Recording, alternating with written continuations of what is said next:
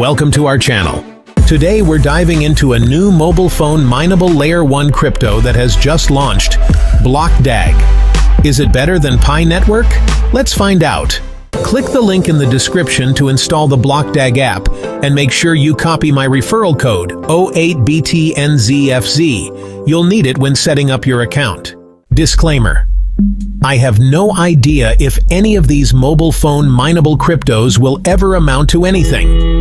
It would be neat if they do, but if not, I'm still totally willing to test it for fun because it takes no money, no time, and pretty much no effort. Like a free lottery ticket, why not? BLOCKDAG is a new crypto that anyone can mine from their mobile phone. Much like Pi Network, it uses a consensus mechanism that doesn't consume your battery or heat up your phone. There are no processes running in the background, and it doesn't eat up your memory. You just open the app every 24 hours and swipe to activate the mining. It's a network mining app just like Pi. The goal is to distribute your referral code and create groups of miners who all increase each other's daily output.